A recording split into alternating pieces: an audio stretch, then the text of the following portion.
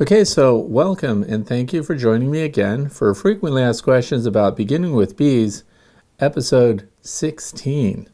So today is Friday, May 10th. Happy Friday to everyone, and you're welcome here. This is primarily for beginners, those who have never installed packaged bees before and may not have a lot of equipment already. So if you don't have drawn comb and stuff, no problem. I'm going to walk you through it step by step. We're not going to do that sitting right here at a table. So let's get out in the bee yard and install some packaged bees. Those of you who are anxious to type your questions right away, please wait till you've watched it all the way through.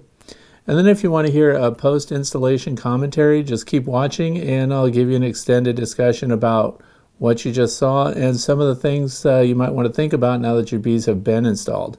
Let's get out in the bee yard and get going. Thanks for being here, and I hope you enjoy it. We won't have a whole lot of sunshine by the end of the day, but we are going to keep things on the dry side. Weather impact index at a 0. We've got some of that sunshine out there this morning. Temperatures warming on up, but the rain is coming tomorrow. I'm going to track that out for you. Okay, well that does it. We have cold weather. It's only 41 degrees, and you heard it, rainstorms are coming. Jumped up to 46 degrees here, which means the packaged bees that we have, I picked them up at the post office at 7 in the morning, and they're sitting on the kitchen table. So we have to keep them inside until the temps get above 50, and I'm hoping it gets there soon. These are unique packages, new to me. They're called bee buses, and they're plastic, and they integrate and connect to one another.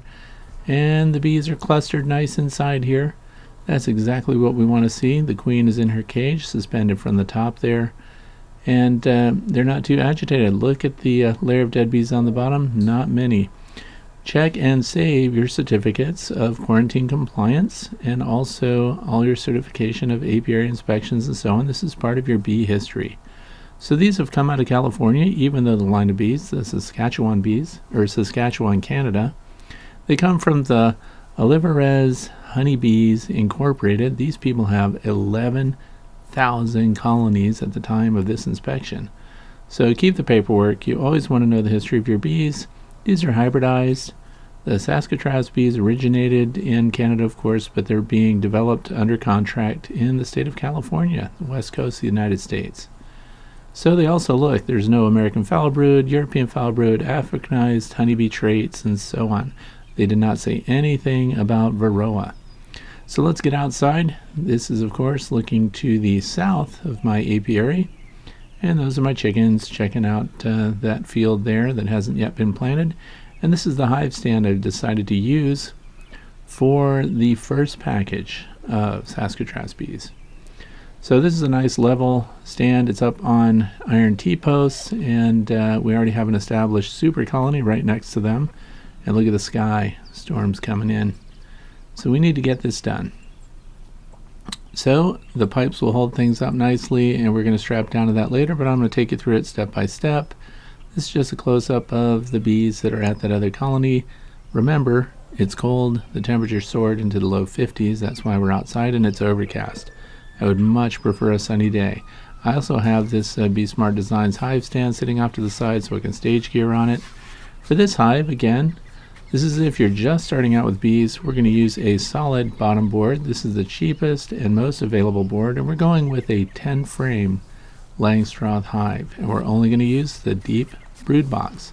So if you've got a kit with a bunch of boxes, this isn't a time to put them all together. Just start with the basic bottom board. And I'm also putting in a slatted rack. If you want one of these, there'll be a link to them in the video description. This one I made myself, and this provides space between the bottom board and your deep brood box, which we're going to put in. And it will keep those bees up and away from cold weather and winds and drafts. And also, in this case, when we dump the packaged bees in there, it's going to give them a space to settle so they're not in the way of the frames as we put them back in.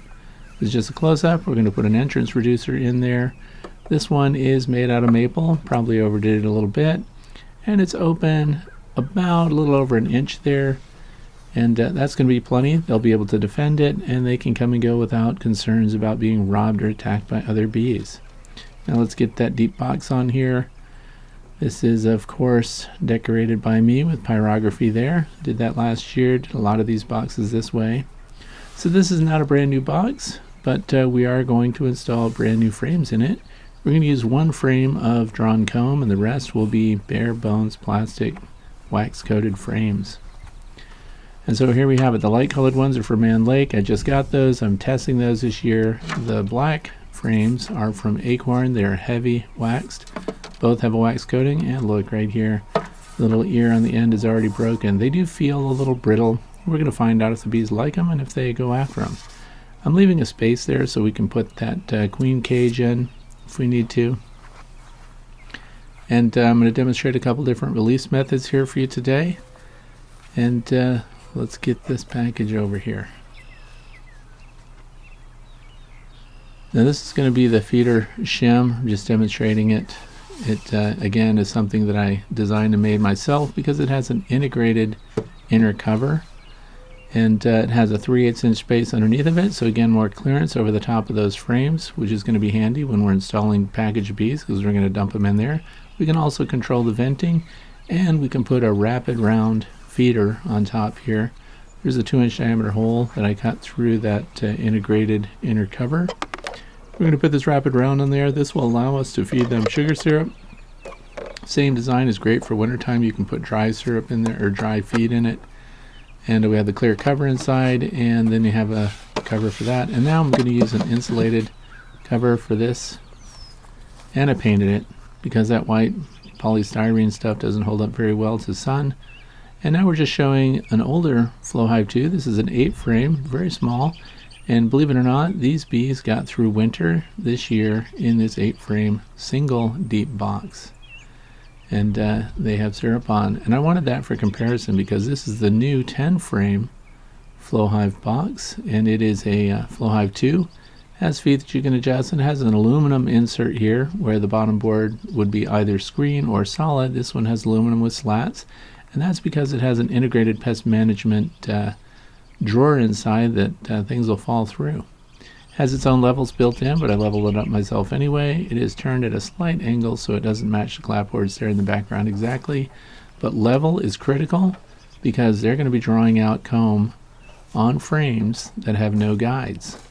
So left to right, your beehive has to be absolutely spot on because they're going to use gravity when they draw out their comb. And we're going to follow that through the coming weeks. I'm going to show you how they did and what they're doing. And this, of course, is pyrography on the front of that. I just put the cycles of the bee here. We've got the queen laying there dead center. We got the little eggs. We've got larvae, and then we've got the pupa state over to the right.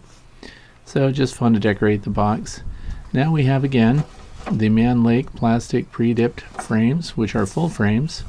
And then we have the open frames, which are nothing but wood, foundationless, and there's a wooden strip here along the top. You're going to want to prime that a little bit with wax, although here's the funny thing, even when I don't prime it with wax, the bees tend to draw it out right on that little leading edge anyway, but we're just doing it for kicks today. And of course, we're putting these wooden frames between the full single piece, full foundation plastic frames, and that's to use them as a guide. So we're going to see what the bees do. If they go wonky with that, I'm going to share that with you later. But again, we're going to install queens in these, and of course the packages, and there's an inner cover. Now because that rapid round feeder has to go on top here, and I don't want to put a feeder shim on it, I'm going to put a spacer on the top of this hive, and that's so that I can put the Flow Hive Design angled gabled roof, and this will allow it to accommodate that. So I made this out of black walnut. And I know it's a little fancy, but that's just stuff I had laying around anyway, so I match it up to the Flow Hive size. Again, this is matching a 10 frame Langstroth. And then the spacer will accommodate that feeder, and now we're going to put the lid on. So what I'm doing is just showing you ahead of time how to put everything together and how it should be before you walk out there with your bees and before you start to do your install. Make sure you have everything and get your protective outfit together. You're going to need a hive tool. You do not need smoke. You're going to need sugar syrup so you can spray the bees. And we're going to shake out those boxes here really soon. And again, this is just the single deep. Don't put your entire hive together. We don't want the bees to deal with all that space. You want to leave them in a single deep. Now look, temperature rocketed up to 56 degrees. So now we can get out there with our package. Oh, drop back down to 55.9. But this is enough to get out there. So this is the syrup we're going to feed the bees. We added essential oils, Pro Health, Honeybee Healthy, Brood Booster, whatever you use, it really doesn't matter. All the essential oils are going to do is make sure that your sugar water doesn't spoil a little bit, and in this case we're adding a scent to the hive which will aid in queen acceptance. Now here's the queen, nice and plump in there. She's being fed by these bees. Look at their behavior. They're very calm, and they're feeding the queen through the screen. This queen cage does not have worker bees in it. Normally they would, but I'm looking at this behavior and I'm going to do a hard release with that queen. I'm just going to pull that cork and turn her loose. But now let's go through the two demonstration hives that we're going to use today. Again, we've got the bottom board, entrance reducer, and a slatted rack on the bottom. I'm going to pull that feeder shim off, and now I'm wearing nitrile gloves. You need that dexterity. And the rest, I'm wearing a full bee suit because I don't know these bees. Now sure, they're in swarm mode and that's their least offensive mode, but why take a chance? Getting stung, you know, some people wear that like a badge of courage. I'm perfectly fine not getting stung. So we're going to go ahead and put the package in. Now look at this bee bus. These things are plastic. This is cool. Normally I would cut the screen off one side to shake them out instead of having to shake them through that little hole on top, but this bus will open at the end and they come right out, and we're going to show you that in a second. I'm just spritzing them down. Again, this is 50-50 sugar water. Please make sure it's nice and warm, not like a little over room temperature there, since it's in the 50s. If that was 65 degree sugar water, that's just fine. Don't over soak them. And I also don't spray all the frames with sugar water because bees don't like wet feet. So we're spraying the bees, not the frames. The frames are already waxed and the bees are going to deal with those fine. And now we're going to open this thing up. We're pulling the can out of the top. I'm sorry I cut the top of the screen off here. It's easy to do without tools, and I'm going to show it better on the next one. And we get the frame out, and as soon as you pull the frame out, spritz a little sugar water in there on the bees that are trying to come out the hole. You don't need to shake them down. You can just spritz them a little bit and they'll stay in fine. The sugar water also adds weight to the bees so we can shake them out. Now you're going to get your hive tool and you're going to want to pry open one end here. And you can see these little clips.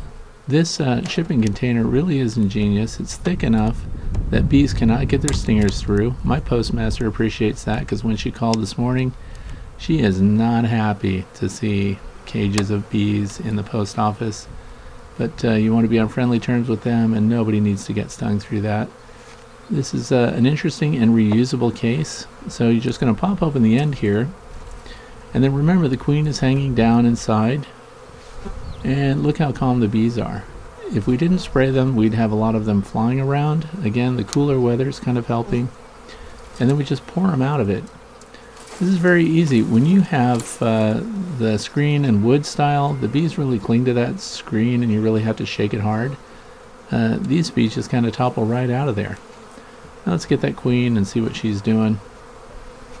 There are some dead bees on the bottom, but I tell you what, considering these were shipped on Monday morning, we received them Wednesday morning. They arrived at 6 a.m. These are in great shape. There aren't that many dead bees in there. Now there's an aluminum strip sticking out through here. Now this is new to me too, so I had to work it out and pull that frame out. And then we've got the queen cage. Now look, they've got wax all over her. So they've accepted that queen. They're trying to build a house around her, and they're feeding her through the screen.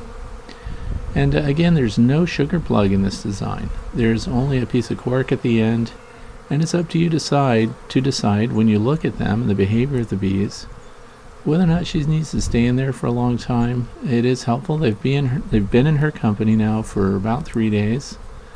So they are feeding her. They want to take care of that queen. And remember, this box will only have one frame of drawn comb. So she can go on that. And I'm making a decision here to go ahead and pull that plug out. And I'm going to do a hard release. It's referred to as whatever you want to call it. It's when you simply open the cage and don't wait for them to clear out the candy plug. I could put a piece of marshmallow in there and delay that release. But in this case, look at the comb they've already made. And that's made purely from the sugar syrup that was provided in shipment. And it's a good thing we opened this right away because that can of syrup was empty. And this is a 3-pound package, and what that is just 3 pounds of bees if you weigh the bees by themselves. I did not verify that to see if I got exactly, but it looks like it was about right. The cage by itself weighs a little over a pound, and here's that frame of comb. That's old comb. Nothing's in it. I'm not putting any pollen in there. I'm not putting any capped honey in there. It's just a frame and a place for them to work, and if that queen wants to start laying eggs, she can do it. And we're going to put her cage in there, and but first let's get that cork out of there.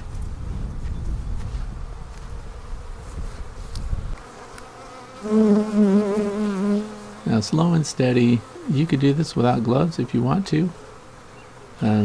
Just move steady, don't bump or slam. If you get stung by one bee, you're tagged, and the other bees are likely to sting that same source again because they leave a sting pheromone. If you smash or kill a bee, there's a little alarm pheromone that's going to go out, and you're likely to be stung then too. Don't panic, hold your ground, and continue to work with your bees. Don't drop things, slam things, run away. That's why I highly recommend, if you're just starting out, wear full protective gear. Even though these bees are extremely calm, they're walking all over my hands, there is no, alarm aspect to their behavior. They just want to take care of that queen, and they want her out of there. The bee that's under the queen cage there was already dead, so we're not smashing anybody. And if we were going to put her in with the plug, this is how she would go. We've got some wax in the way there, and you want to make sure that that screen is exposed so that the bees can feed her, and that's only the access to her is through the queen. So now I've got a little knife here, and we're going to pull out that plug. Look how calm these bees are. I'm pretty impressed by them.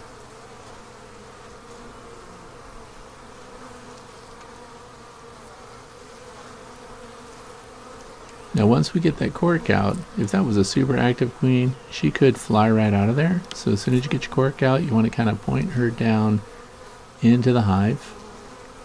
Just like that. And we just need it to squeeze together and hold here. She, if that cage fell down, it might cover the hole and she wouldn't be able to get out. So we're going to have to check this a little later. But the good aspect here is there's a lot of wax on this cage, which means that the frames are going to hold on to it just fine.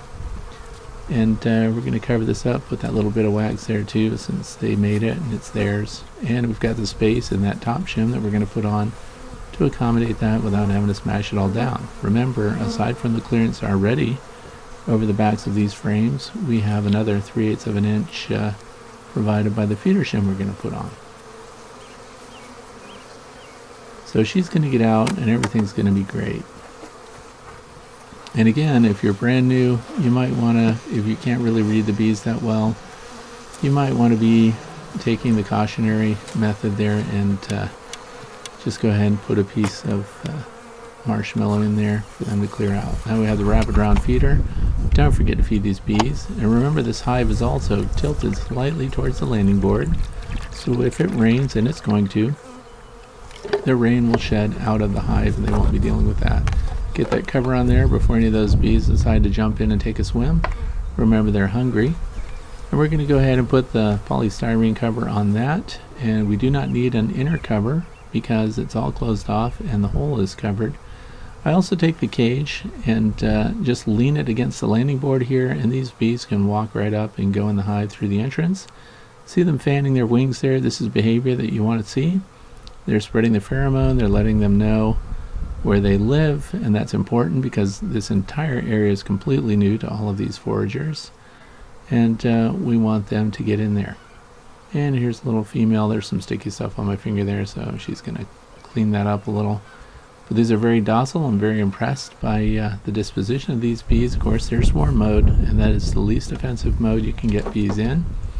Now there's the Bee Smart Design stand again, and that's what I use to stage my equipment on. I don't like to put stuff on the ground.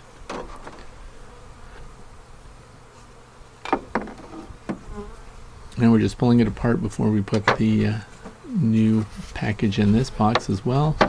Now this is a brand new beehive design this year. The FlowHive 2 has been out for a while, but the FlowHive 2 10 frame is brand new. And this is going to give them more space, and they'll be able to build up more stores. And it's a 7 frame FlowHive. I also have this frame holding bracket on the side that I just received.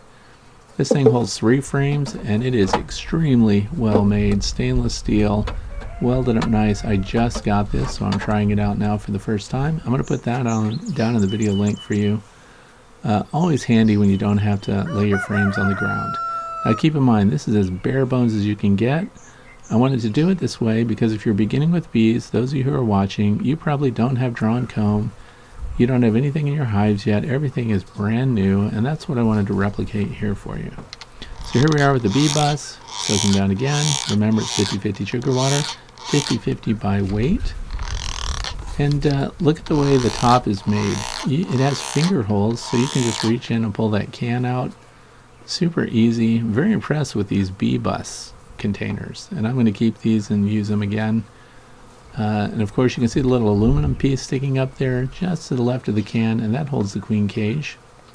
So let's pull that feeder can out, give it a little shake. Remember, I'm not hammering it on the hive there. We're just giving them a shake, and now I spray the ones that are right at the surface. Remember, they're hungry. This can is empty. So these bees are seriously needing some resources. And they shipped on Monday, and they just got here, and they called me at 6 a.m. I picked them up by 7, and I'll tell you what, they are hungry. So now we have to open up the end there. Remember, normally you would shake them through the top here. That's a lot of extra shaking. I don't care to do that. Queen's right here, and we're going to open up that end and shake them out of there so we can get them down into this box. Some people like to put the queen cage in first and then shake the bees on top of her. I'm going to shake out the bees first. There really is no terrible way to do this. You know, every beekeeper has their method, and look how easily they just fall out of here. And that's again because this is a plastic transit cage for the package, and there's nothing for them to hang on to inside of there. So normally they're all over the screen. Look at that. That's a pretty clean emptying procedure there. Now we have to get the queen out, and we're going to spritz these bees down a little bit because they are thirsty. Remember though, it's not a super hot day. If it were in the 80s, we'd have a totally different situation, but it's not. It's 56. And look inside. This thing is pretty nice. There's the queen cage there. Let's get her out. Don't worry about the bees that are on the side because they're going to come in a little later. We're just going to lean that against the hive.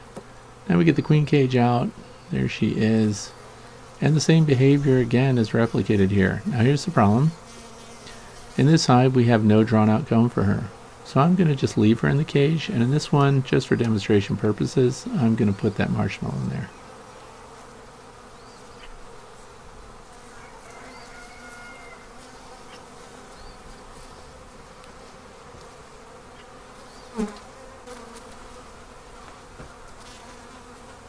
Just as with the other one, they've been making comb around her, they're feeding her, their body posture. If they were bending their abdomens and trying to get their stingers in there, that would be a different story. They're not. They're very accepting of her. And everything looks good here. So I could cold release this queen. I could just pull that cork and let her go. But I'm going to show how we do that little piece of marshmallow there. She's nice and plump too, by the way. She's super healthy. They've been feeding her well. Here's my marshmallow. And let's get that cork out of there so we can put that in. Again, very careful. Don't smash any bees. Not one. Let's get the cork out. Now you're going to have to move fast here too. Don't pull the cork all the way out, or the queen could get out again, or workers could zip in there. We don't want either of those situations. They really want to get to her. They just want to take care of her. I had one try to get in. Now look how loose that little marshmallow is. It's not going to take a lot of work for them to remove that, and we're not going to check on this for 3 to 4 days. So don't be anxious. She's right there. And look at the adjacent plastic frame. It's wide open, so the screen is open there to the side and to the bottom if you needed it. We're just going to use the wax again to hold her in position. Thank goodness the cage is coated in this wax, so that's a little helpful. And we're just going to bend it over the top of the wooden frame. That wooden frame has nothing on it. So look at the bees trying to reach in from the top. They haven't figured out yet that they can go down and get to her underneath. And we're going to check back here on Saturday. So tomorrow or Sunday, we'll see and make sure that that little marshmallows out of there. Let's get that frame holder out of there. Don't forget that. Next thing we're going to do, of course, is put that cover on. And that has a 2-inch hole in the middle of it. And we're going to put a rapid round feeder on that, of course. Remember to slide carefully. Don't smush any bees. If you want to get stung, smash a couple bees. And even in a swarm mode, that will put them in the stinging attitude for you. So no casualties. We're good to go. Let's get that shim on there. And no, you don't have to make it out of black walnut. You can make this out of pine or anything else if you've got one of these flow hives. I think Flow Hive is in the process of designing their own feeders, but for now you have to have a shim because that gabled roof cannot accommodate the rapid round feeder.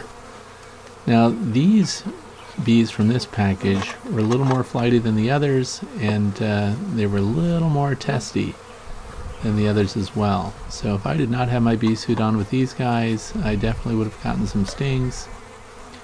And we're going to pour that sugar syrup in here and get this closed up fast. And you want to have a little scooper handy. If any of the bees fall in there, you want to get them out before you get that lid on there. Look at them all coming up through the center. This is going to give them access to that sugar syrup. That's what that plastic dome is for, to keep them from swimming out and drowning. And just get it in there and get that thing covered. So watch out for the bees. Get that lid on there. Now you want to be very careful in your initial setup to line everything up perfectly, and that's because they're going to be gluing it up with propolis. They're going to go right out and start foraging. And what the bees are going to do, you're going to observe them in front of the hive doing these corkscrew flights and going up and down and back to the landing board. We're going to position this Bee Smart Design stand up against it. And I'm just going to put the bee bus there and lean it like a little drawbridge so they can walk up into that hive. But I use that Bee Smart Design stand all the time if I'm working in a hive. If I'm taking stuff apart, I stack it right on that. I never put the stuff on the ground. And it keeps things nice and clean. It keeps the bees up, and I don't have to bend over so far. And you can manage the bees. So that's it. We had 2 very simple installs here. And leave the bees just like this. If they're still in the cage, don't do a lot of shaking. They'll just climb out on their own. And this is landing board activity. Like, they even had a drone in there. So we've already brought some genetics with us. And the drones are actually going to be fantastic. I want these Saskatraz drones flying around. Look at all the dead bees here that they're already dragging out. Now we want to put an entrance reducer here. I'm just showing you that I use window screen. The Flow Hive entrances are a little different from standard Langstroth entrances, and I've rolled one up and stuck it through there. It allows them to ventilate, at the same time prevents entry. So it's pretty good. Now you see all these dead bees. I need to collect some of these because I'm going to measure them, take some pictures, take some microscopic images. And this is really where I learned that these bees have long tongues. I was really kind of surprised. So the ones that, some of the ones that were dead inside this container, actually they had starved to death because their tongues were out.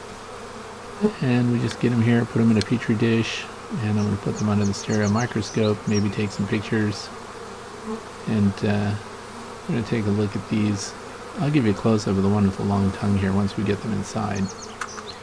But look at that.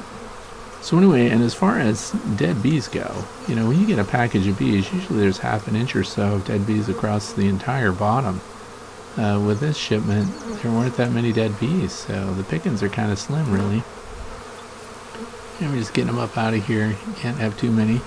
What I discovered, I can tell you this right off the bat, these bees are no different physically in size than the other bees I've kept in the past. So now here they are, they're all fanning. This is great. They're spreading that queen's pheromone out. This is also going to encourage those that are down in that bee bus container. They're going to walk right out and follow this pheromone right into this hive. And that's it. These bees look very healthy. So here we are again. This is the first package install. Look at all of the bees with their abdomens in the air, spreading that pheromone, letting everybody know where they live. And very active, very healthy. And of course we put feed on right away. Landing boards tilt away from the hive so that we can make sure that rainwater doesn't come in there. Remember, we have rainstorms coming. And with the rain, it's going to come wind and everything else. And here, of course, you want to leave the package leaning there. Look at that. That's a little pollen on that bee. So we know that was a drifter from this hive right here. Because this is one of my super colonies, and they're just bringing in pollen like crazy. Right now we have a lot of dandelions and so on. And so one drifted over and tried to get in with these new guys, and that didn't work. But here they are.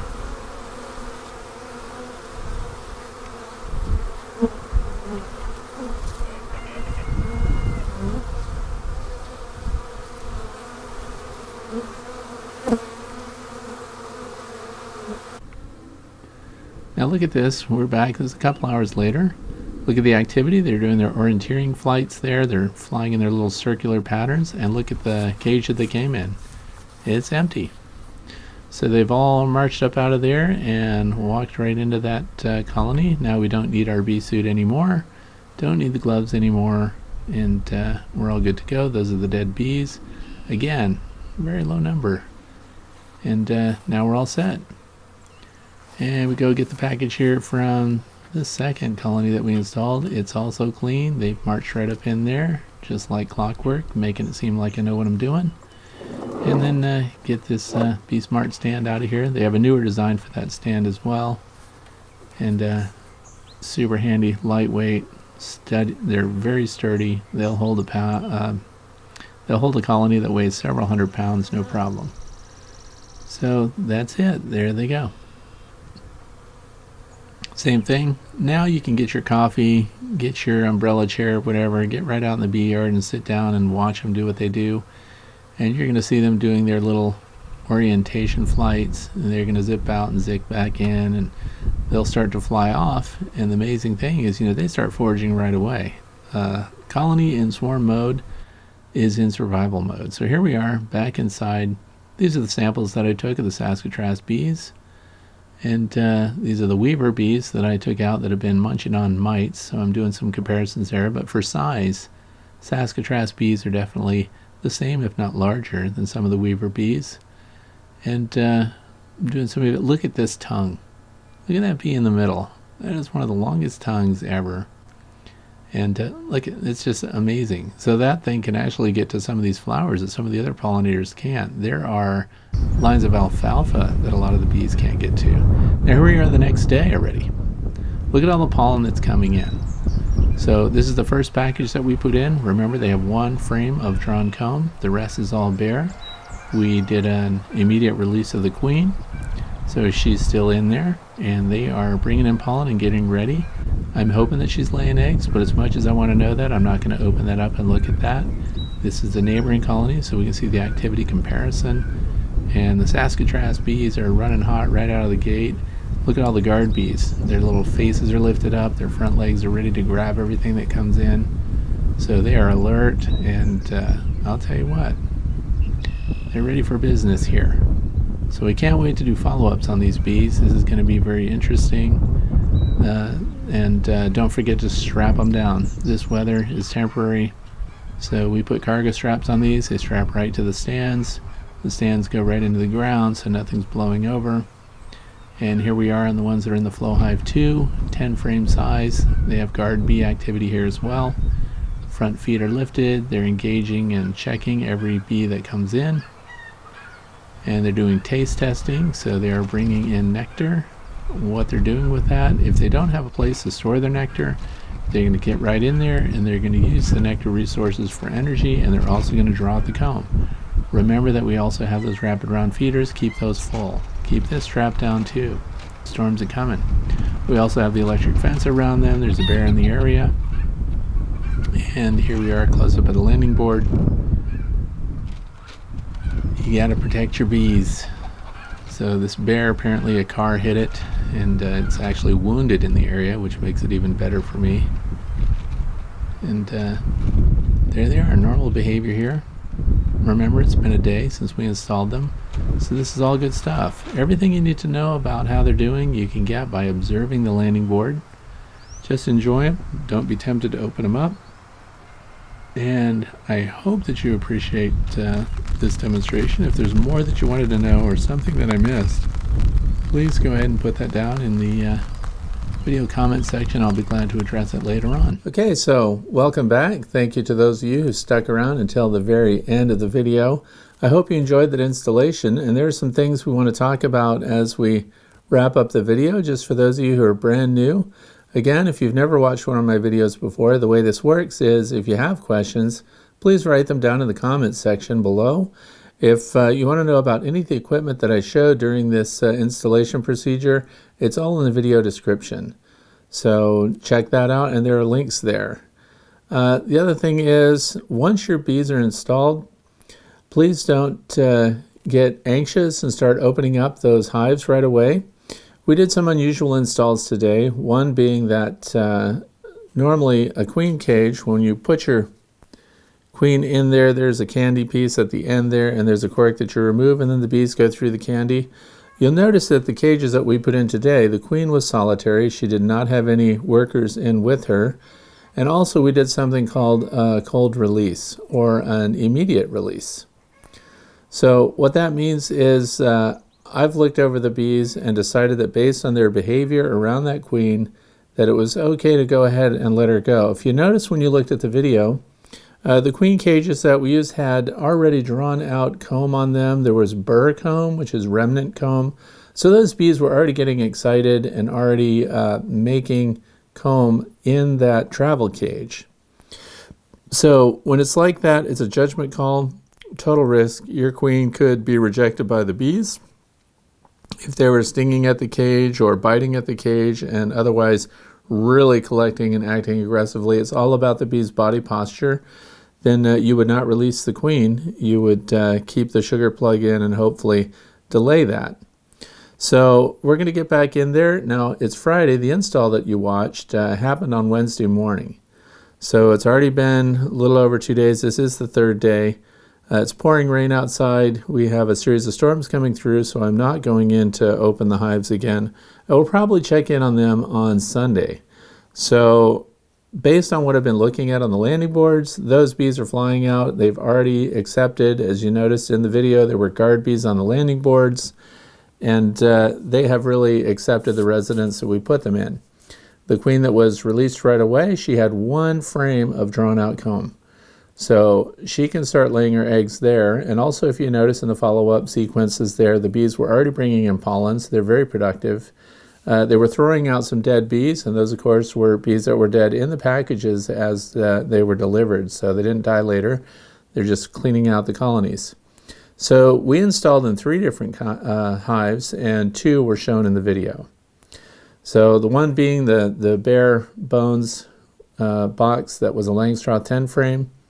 That's good to go. The bees are going to have to draw out their own comb in there. Again, there was only one drawn comb on a plastic one-piece foundation. We're also comparing the Acorn heavy wax frames with the Mann Lake pre-wax plastic frames. And so far, just the physical feel of the Mann Lake frames, I'm not super excited, but I bought a whole case of them, so we're going to test them out. And I'm going to mix them up in several hives. So those are things that are coming up through the summer that we're going to look at.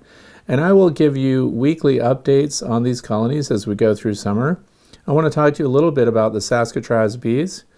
It would probably be unusual for beginner beekeepers to get those, but if you did, not the end of the world, but there are some issues with them. Remember, that's a new line of bees.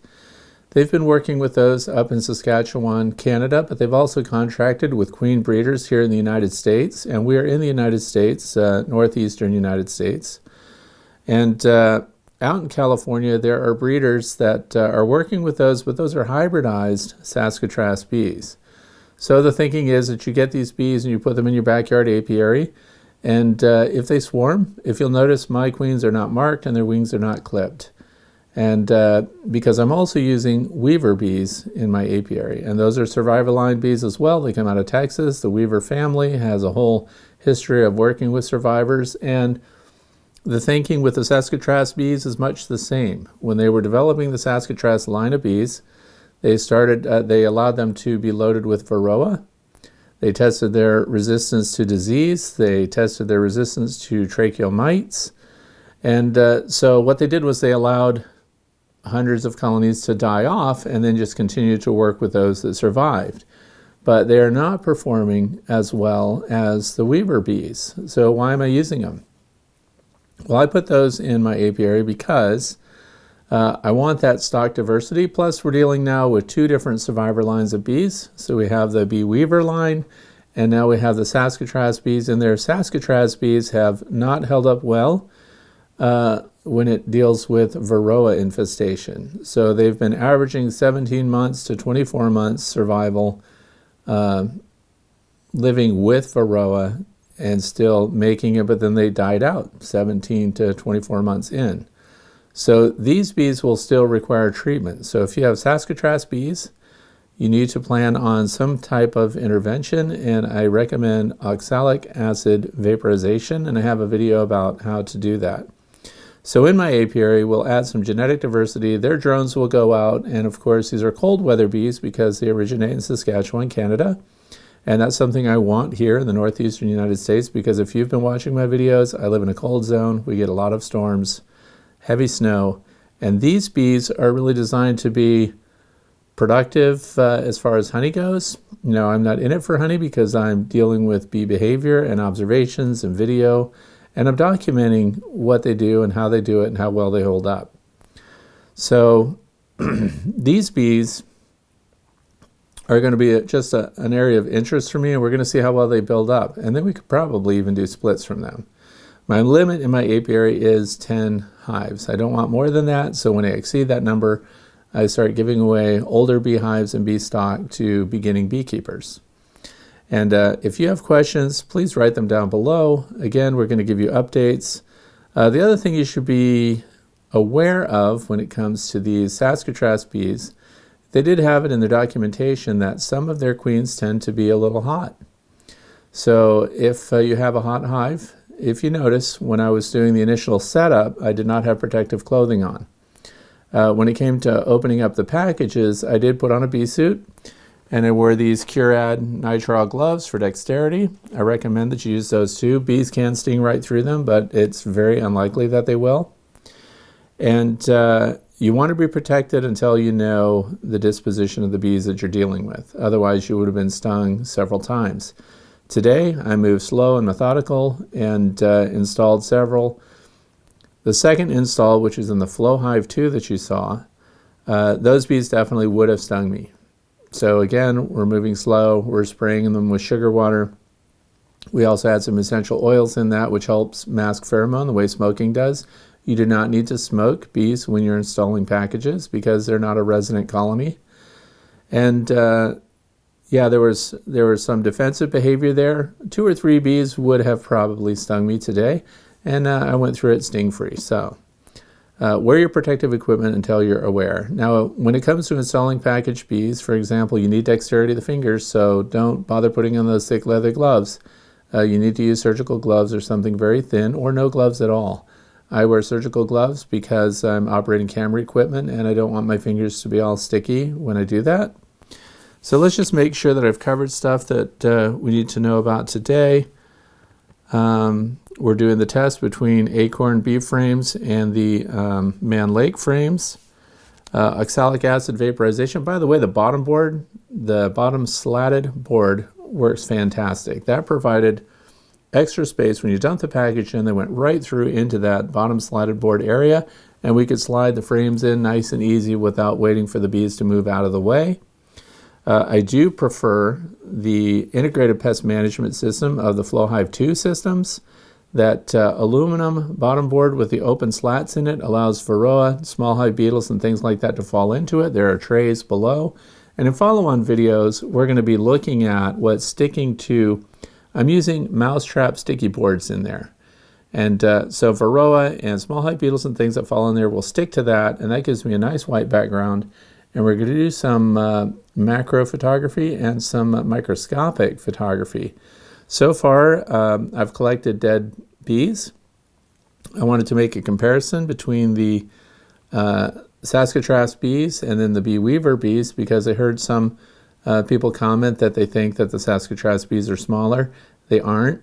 The Saskatraz bees, if anything, are a little larger than my weaver bees.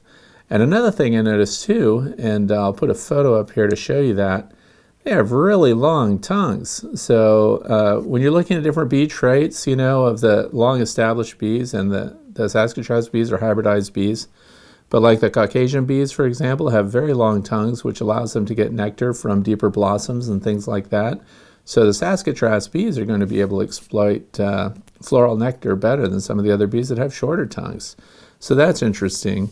And I have taken some microscopic images of these bees, and we're going to continue to evaluate them.